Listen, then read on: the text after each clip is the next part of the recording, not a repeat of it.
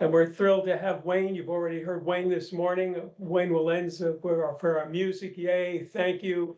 Member of our family, always great to have you here. And speaking of members of our family, Reverend Karen Gray, thank you. I'm so looking forward to your talk today. My goodness. And the title is great, Freedom from the Tyranny of Second Causes. I can't wait. Yay. Wonderful. And I'm Chic Welsh-Charrier, and honored to be your platform assistant for this morning. So, and now for centering prayers. I was able to find two that spoke to me, and I felt kind of reflected the feelings I got from the daily affirmation. It's from the wonderful book I got for Father's Day many years ago, A Grateful Heart. Please join me in prayer.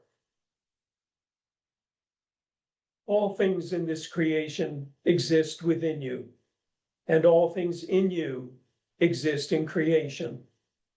There is no border between you and the closest things, and there is no distance between you and the farthest things, and all things from the lowest to the loftiest, from the smallest to the greatest, are within you as equal things.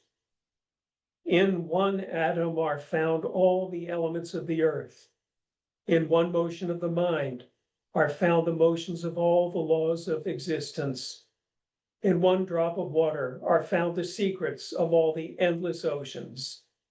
In one aspect of you are found all the aspects of existence. Thus, your life has no end, and you shall live forevermore. And so it is.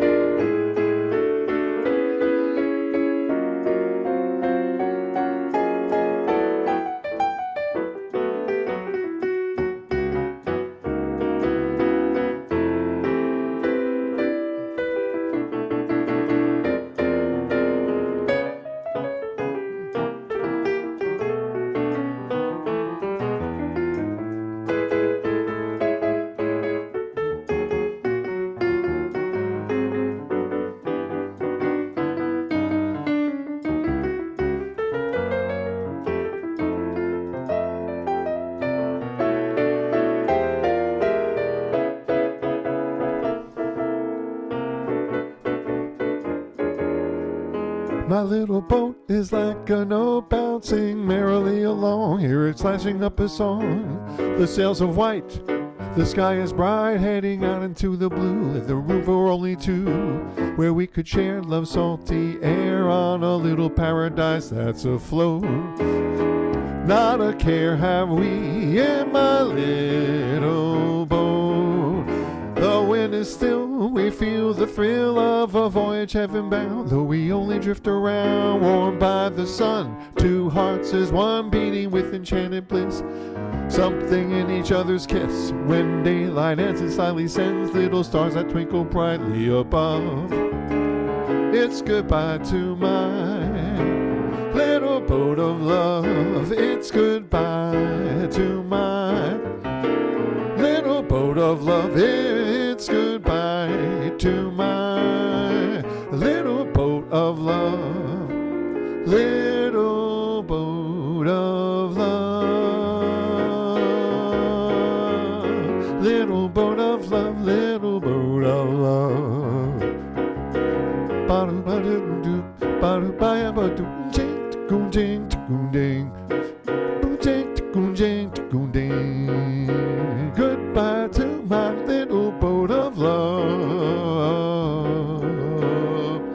Little boat of love.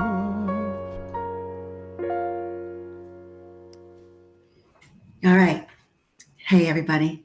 Nice to be here with you, with everybody. Wayne, thanks for those songs. And those were the songs I requested. Thank you. And Chick, I didn't request that centering prayer, but if I had known it, I might have, because that was absolutely fantastic. Thank you. I want to start off by mentioning that some years ago, I was in the market for a new job. I was coming through a pandemic layoff, right? And we were doing, in the early months, actually for many months during the pandemic, we were doing midday meditations once a week. And Kay Wood was part of our group one day. And he said, as I was talking about, what are the various possibilities for me finding a job now? He said, there are many jobs, but only one source. So true and so Kaywood. That is how we are served by our licensed Unity teacher. It is fantastic because I have reflected on that wonderful, powerful reminder many times. I can still hear it in his voice. And now that I have told you about this, you can probably hear it in his voice as well. And so there is only one source. Yes, we know that. And today for my talk, I'm going to slightly modify the expression of that truth and expand on it. Today, I'm talking about there is only one cause, God, Spirit, our source, our creator. And since there is only one cause, right? One power, one presence. Well, if there is only one cause, then we can understand that there is also only one problem. Any difficulty, hardship, worry that we ever experience is some form of an apparent separation from the one cause, which does sound really uncomfortable. And therefore, there is only one solution, no matter what it is that's bothering us, which is a huge relief because sometimes it seems like there are lots and lots of different things to fix. But there's only one solution. The solution to any experience of despair or loss or fear or lack is this: a conscious realignment with the one cause. God is the one power and the one presence, and we are that presence in expression. Emily Cady put it this way in her statement of universal affirmation.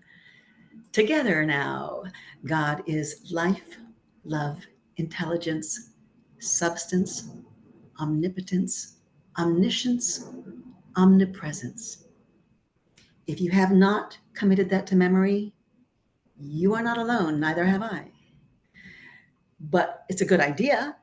I know Kaywood has. And it was years ago that he suggested to me that I ought to also, but I know how to look it up. So here's the thing. I also know how to use it. All right. Since God is omnipotence, what other power can prevail? What other power should worry us? Since God is omnipresence, where is the spot that God is not? What exactly are we worried about? And so it follows in all of life, wherever we are troubled, there's one problem, and that is the illusion of separation, the idea, the painful idea that there is some spot where God is not, right? In the world, in your life, imagine, don't imagine too hard, don't hurt yourself, but just real quick, lightly imagine any crisis, challenge, or danger. It seems as though God has abandoned us in that moment or that experience. And that notion of being separate from God is frightening and is painful. And there are many natural, often, knee-jerk, habitual responses. We might cry, we might protest, we might band together, we might run away. Sometimes we are courageous and we fight back. Lots of natural ways to respond to these difficult moments. But along with all of those responses and feelings and behaviors, there's really only one remedy.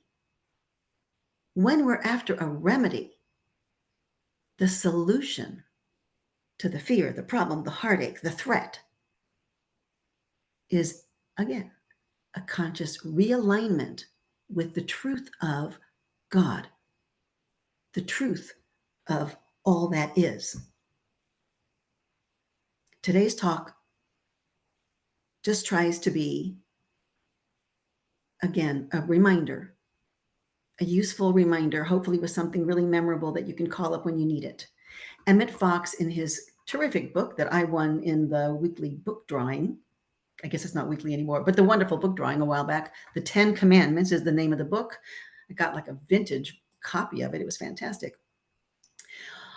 On page 101, he says, there is no problem that can come to you or me that cannot be solved by realizing that there is only one cause. I'm going to take a breath and say it again. There is no problem that can come to you or me that cannot be solved by realizing that there is only one cause. Realizing is something that we do with our minds, right? We think it. We're like, oh yeah. Realignment is something that kind of incorporates our whole selves. At least that's how I'm thinking of it right now. It has to do with not just knowing something, but being something, being one with the one cause. Now, besides Emily Cady and Emmett Fox, another one of my favorites, Neville Goddard, he's the one who speaks of the tyranny of second causes. The phrase you see in the title of my talk, great phrase, especially if you spend time really thinking about it. What on earth would it mean, the tyranny of second causes? It's this. If we forget the foundational truth that there is just one cause, we are not just being forgetful. We are in for a mess of hurt, because what would be some of those second causes? Could be anything. That's what the graven images are that we've read about. That's what the lesser idols are that we've read about. That's what the headlines in the news are that we read today. Those are the second causes that wreak havoc on our mindset when we forget that there's only one cause creating the reality that we live in. Anything, anyone that we give our power to, if we give our power to it, we have created a second cause out of it, out of them. And we don't want to be under the tyranny of that second cause or any second cause. We want to remember that there's one cause, the one cause. There's peace in that memory. There's peace in that realization and that realignment. Okay. That is all by way of introduction. Now I'm going to tell you a story. And it is a story that for some of you will be a little bit familiar, maybe, but If you've heard me tell it before, I am now going to tell it to you with a slightly different angle because I've lived with this for a long time now and I've realized it in a different way. This is a story that is my own personal true story. It takes us back to the late 1990s to a beautiful lake in the Andes, the largest lake in South America, Lake Titicaca, which sits between Peru and Bolivia. I was on vacation. And then from a little town called Puno, my friend and I took a day trip on a shabby little boat to visit the floating reed islands out on the lake. And after a day of touring the villages, taking in the scenery, buying some handcrafts, to support the local economy, we got back on the boat heading to town and encountered a storm, a serious storm. Okay, our crew on this little boat, and we use the word crew lightly. It was a couple of guys, one middle-aged guy who seemed more or less in charge, and then there was this teenager who seemed like he was the one who actually drove the boat, right? He was the one in charge of that. So we knew from the start that this was a very humble operation. The guy who took our money as we got on the boat, he jotted down our names on a list of passengers, but then the column that said passport numbers, he just jotted down a bunch of numbers. He never asked for our passports. And it was not a fancy boat. There was an open jug of gasoline on the floor in the middle of the boat, and a rubber hose ran from it to the engine, and it was held in place by a wadded up paper towel. All right. Everybody was caught off guard by this sudden storm. And the older guy, the guy who made his living on the lake, told me that it was the worst storm he had ever seen on the lake. And from there, it just got worse and worse. And I can still picture our very sincere teenage captain standing on the very outer edge of the boat, trying with all his might to get the boat under control. And he was just draped by black plastic trash bags. That was his rain gear. That's how fancy we were. And I'm knowing we are counting on him. It all depends on him. And since this boat was very rickety, I'm also looking around the boat wondering which sections would break off easily and maybe keep me afloat. So recalling that they had not taken our passport numbers when we got on, I also wondered, will our families ever know what happened to us? So the boat was only about half sheltered. So we were all totally drenched and freezing because the rain was really cold. That boat, that lake is at such a high altitude that the temperature goes below freezing every day of the year. And so, lake water was splashing in, rainwater was falling down. We were drenched, and there were about a dozen of us on board from a variety of countries, mostly European.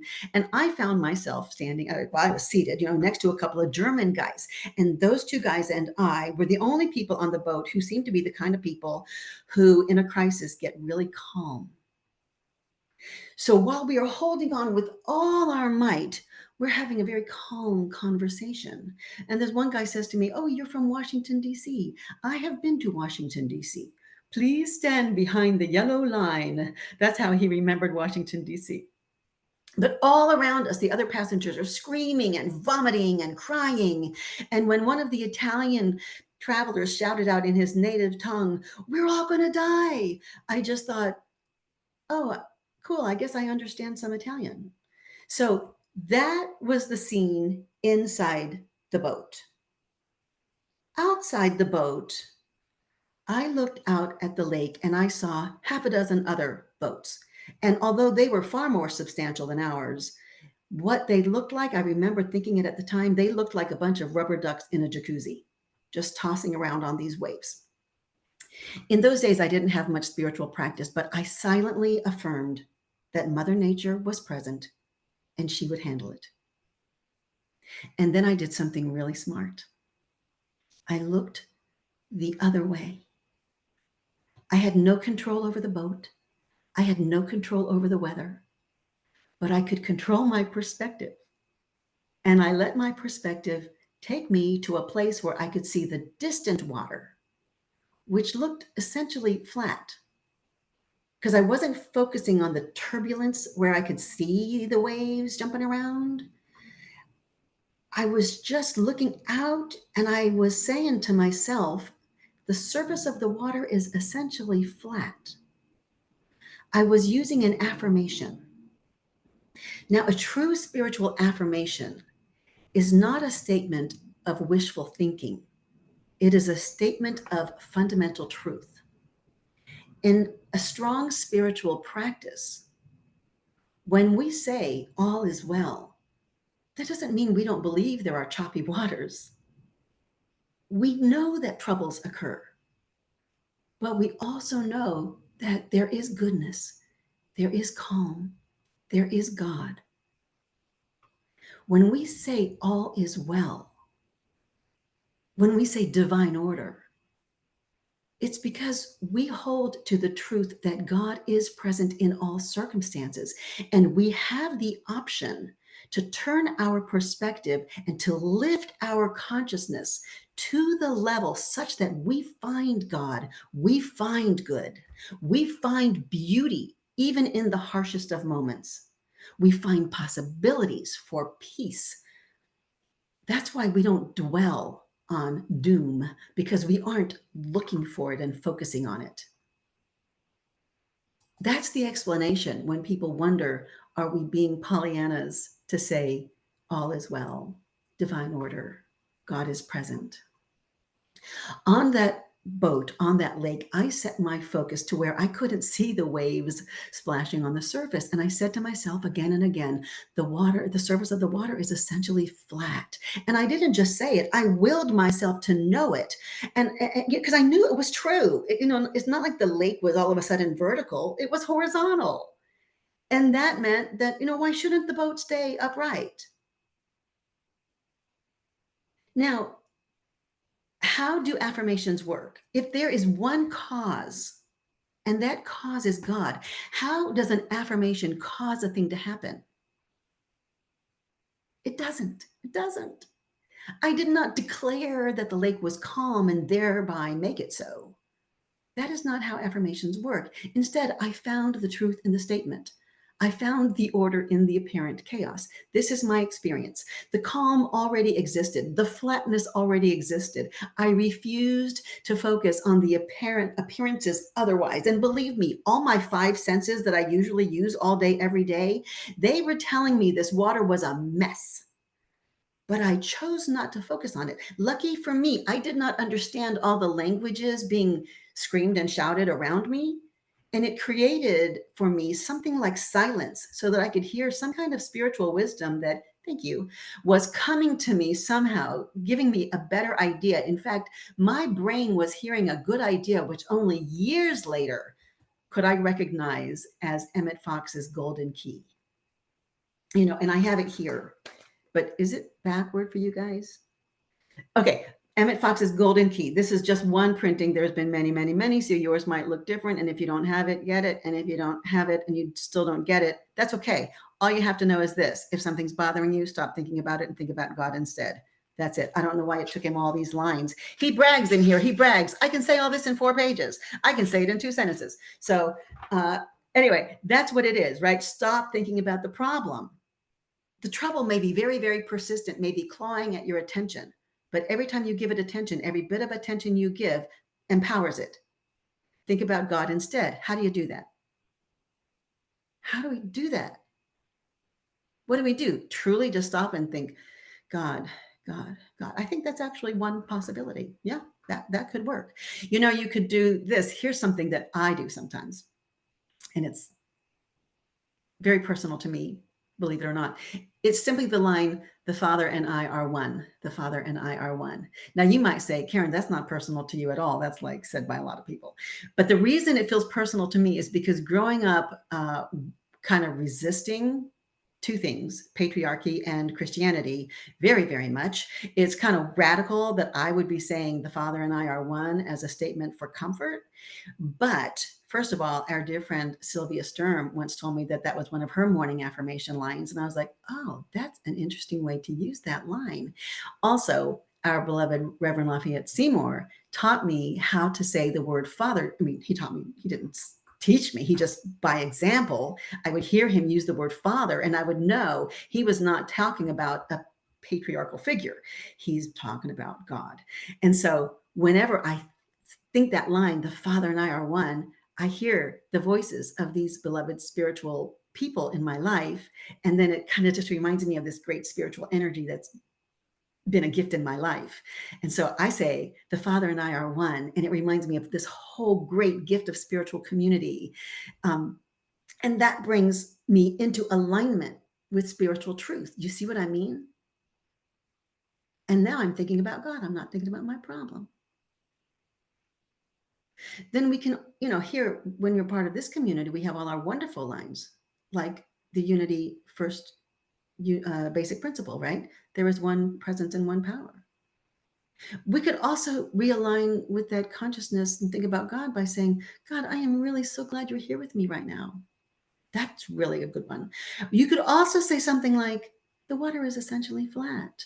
That's a good one. And another one is, the world is essentially okay. That's a good one. So there are so many ways to put the golden key into practice. Now, that day on the lake, you know that feeling you get when you are driving and it's wintertime and there's an icy spot and you lose control of the car for like 15 seconds and you don't know if you're going to make it and you really, we had that feeling for like 2 hours. And I honestly, genuinely do not know if all the boats made it back that day. It was that serious. And I didn't want to check. I didn't want to find out. We made it back to land. Here I am. But please know, this is not, no one should leave this service and say, today, Reverend Karen talked to us about a story about being on a boat. That is not what this is about. This is not a story about a stormy lake. Switch out some of the key words and it could be a story about anything. Let's treat this like Mad Libs. That's what we do with metaphysical interpretation, right? Mad Libs. Take a similar situation like a challenging job market, a rocky relationship, difficult financial times, or make it a little bit more global, like instead of a stormy lake, maybe it's stormy politics. Let's work with that one. As an example, in our current political moment, people feel scared. Things feel a little precarious, a little. Maybe all of our usual 5 senses are telling us that things are bad, maybe dangerous even. Now, that day in Peru, I saw a need for calm on the water. These days, I see a need for calm in our nation. Hey, like a lot of us, I'm here in Washington, D.C. I see a need for calm down the street. I know you see it too. We can use those same methods. After all, these methods are timeless and universal. How do we realize peace and unity in our nation? It's true, we may not be able to achieve it all at once or on our own, but peace and unity will not happen without us, and they will not happen in the world around us if they don't happen in the world within us. Suppose that we do something like what I did on the lake and look beyond the restlessness and say to ourselves, the world is essentially peaceful. Hold on.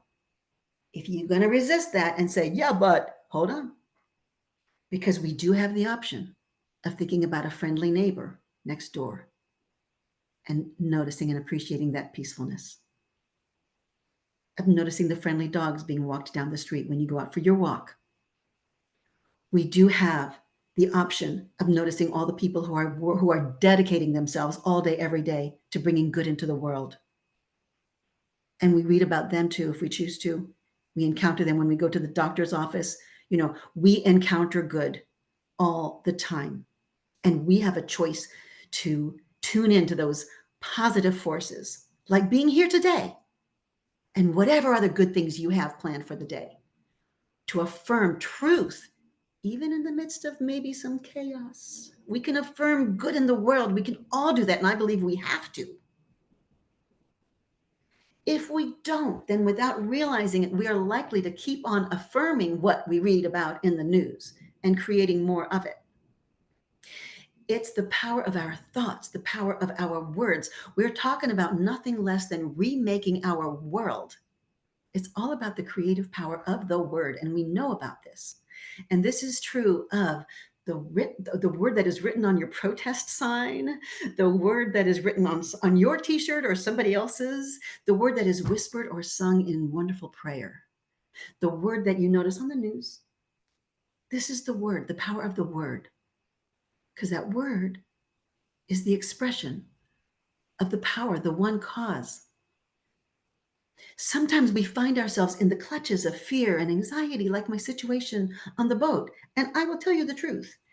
Everybody else was scrambling and crying and all that in fear. The next day, I saw some people like at restaurants and they were like, oh, what a story. They were like, living it up now. I was being all calm. I collapsed for like 48 hours afterward, right? It's not easy. I'm not saying it's like easy, it's hard.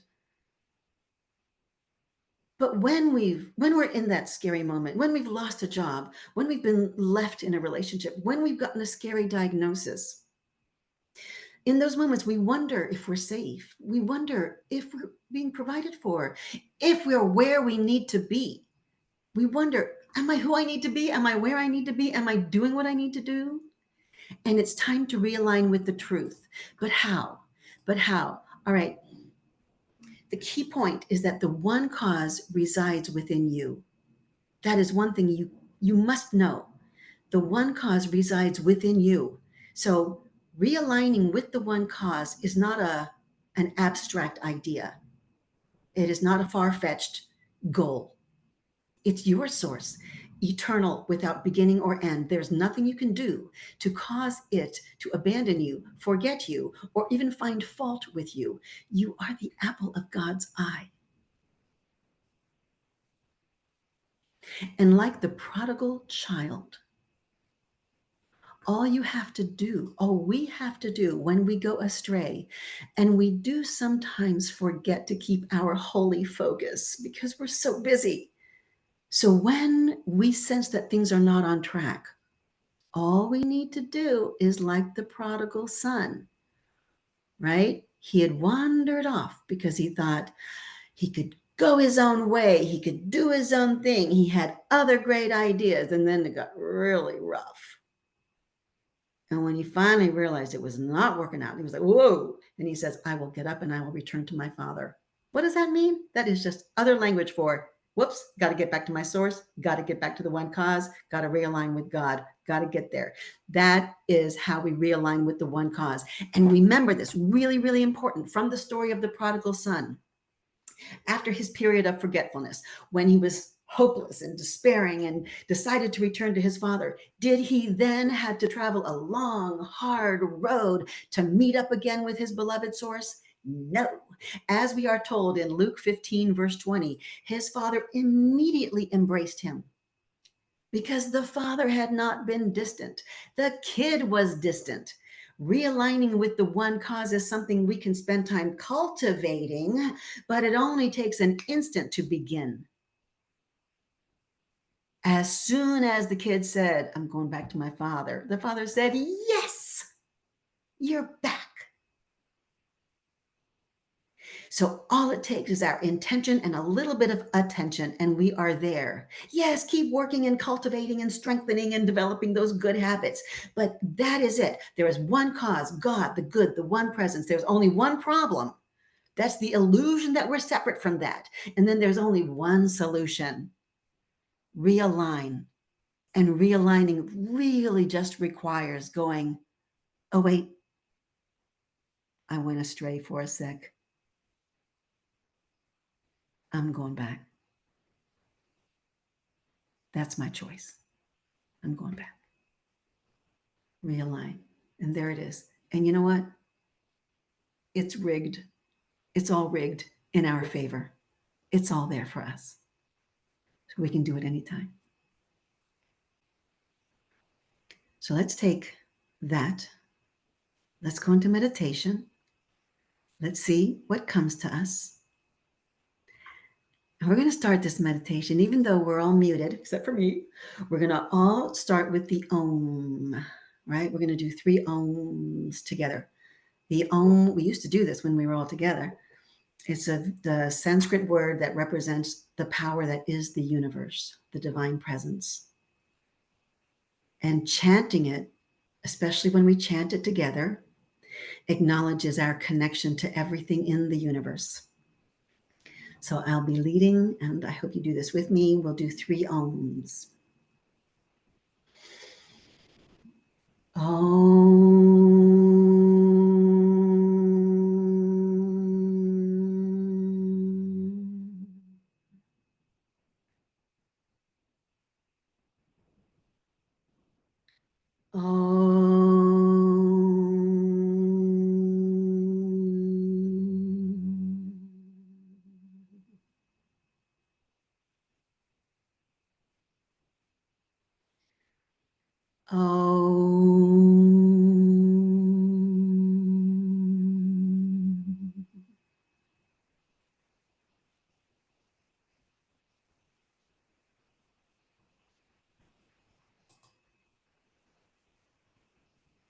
We are connected, each one to each other, each one to all that is. We take a deep connecting breath to affirm that. And we know that the breath itself is the prayer. The breath itself is the prayer.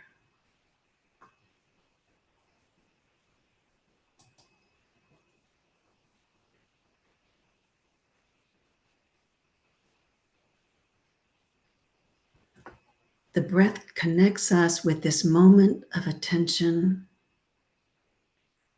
And in our quiet, private way, our heart celebrates that we are open and receptive and willing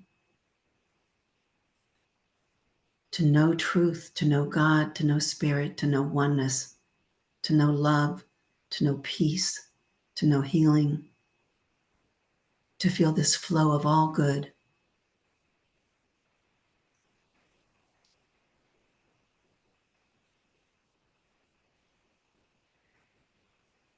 We welcome a heightened awareness of self and spirit.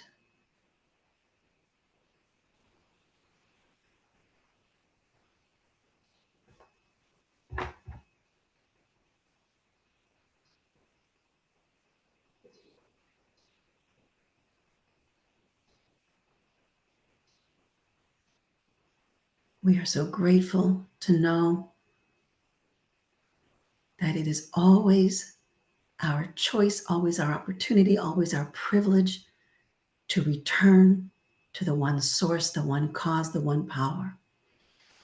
We return in our awareness and our consciousness, and it is just that.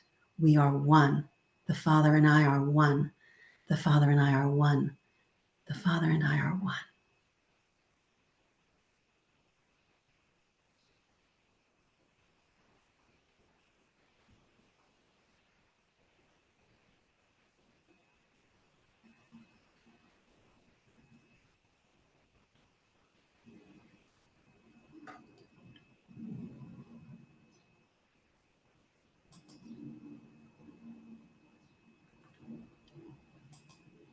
And in true, deep, golden gratitude for the time in silence, the time in contemplation, the time in community,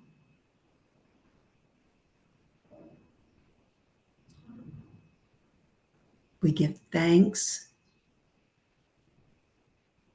and you know what we can do? We can just kind of put a little tap on this golden vessel that we occupy and say, I'll be back. I'll be back to this moment. I'll be back to this moment of spiritual perfection, spiritual power. I'll be back because it feels good here. Even as now we come back into the Zoom room, right? We wiggle our bodies just enough to remember our bodies. Thank you, body. Thank you, body, for bringing me here to where I am right now in community with my beloveds. Thank you. from my eyes and ears and everything else that serves me well today. Right now, our ears are going to serve us really well as we enjoy some more music by our dear Wayne. Thank you, Karen. That was beautiful. And it makes me feel at one with you guys, which was, I think, the idea of this next choice of this song, correct? Yes. And it's one of those list songs Peggy Lee wrote. So there's some, specific lyrics I thought might not work so well for me to sing. So I came up with some other ones at the end, and I hope you appreciate them because, they're somewhat about you guys and they're somewhat about me because the song's really about everything I love, but I love being here with you, which is the most important thing.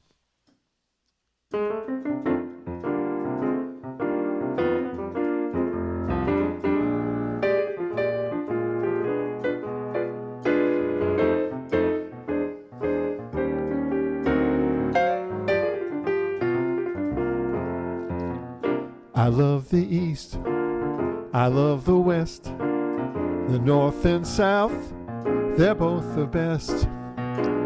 I only want to go there as a guest, 'cause I love being here with you. I love the sea, I love the shore, I love those rocks, and what is more, with you there they'd never be a bore. I love being here with you, singing in the shower, laughing by the hour. Life is such a breezy game. I love all kinds of weather, long as we're together. I love to hear you say my name. I love good wine and fine cuisine, then candlelight, you know the scene. Baby, if you know just what I mean, I love being here with you.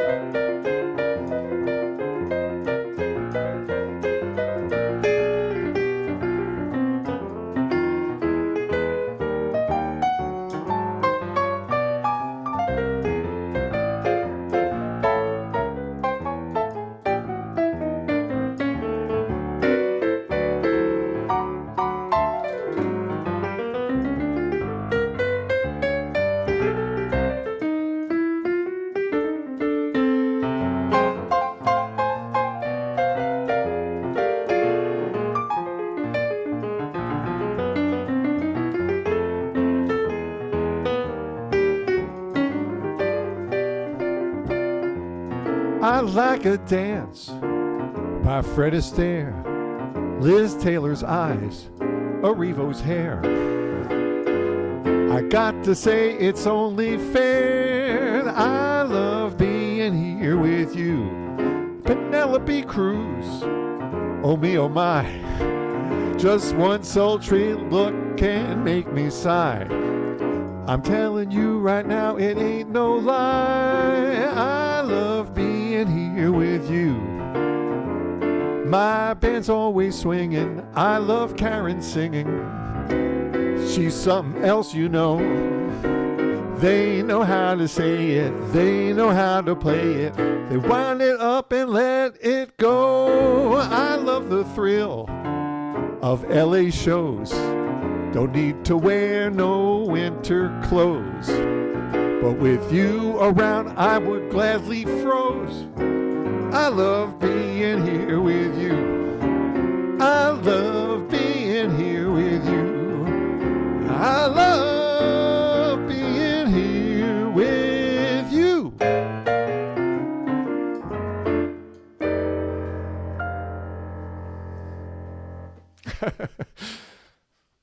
And now please join me in a closing prayer.